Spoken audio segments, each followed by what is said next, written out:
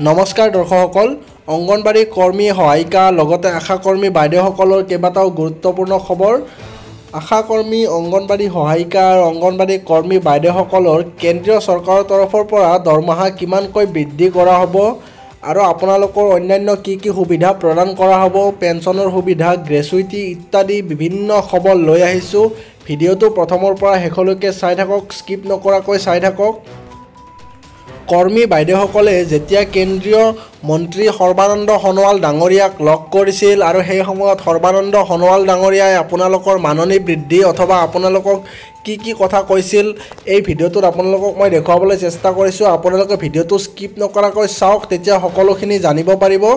এয়া স্ক্ৰীনত আপোনালোকে দেখিবলৈ পাইছে, প্ৰথমৰ পৰা শেষলৈকে স্কিপ নকৰাকৈ চাওক, সকলোখিনি বুজি পাব।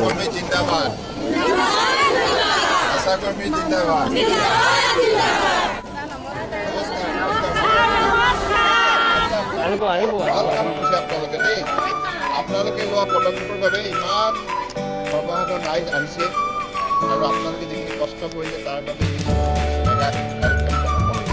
আপোনালোকক কৃতজ্ঞতা জনাইছোঁ দেই।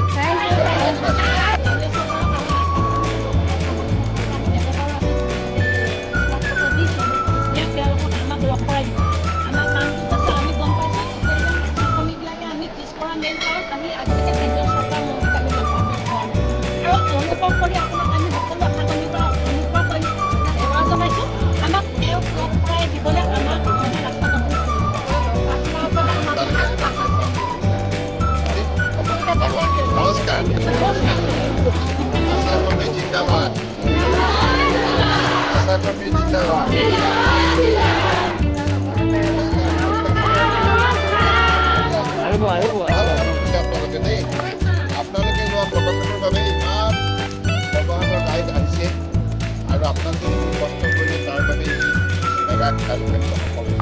আপোনালোকক কৃতজ্ঞতা জনাইছোঁ দেই।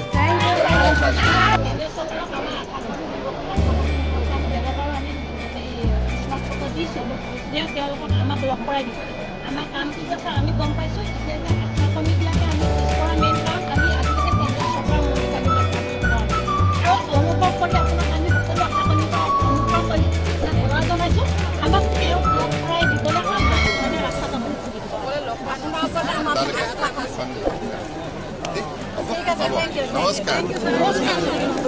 দৰ্শকসকল, আপোনালোকে এয়া দেখিবলৈ পালে কেন্দ্ৰীয় মন্ত্ৰী সৰ্বানন্দ সোণোৱাল ডাঙৰীয়াক সাক্ষাৎ কৰাৰ সময়ত তেখেতে কি কৈছিল আৰু তেখেতক কৰ্মীসকলে কি ধৰণৰ প্ৰশ্ন। আপোনালোকৰ মতে কোনসকল কৰ্মীৰ মাননি কিমান হ'ব লাগে সেইটো আপুনি কমেণ্ট কৰি দিব আৰু আপুনি কি কৰ্মী সেইটোও কমেণ্ট কৰি জনাব।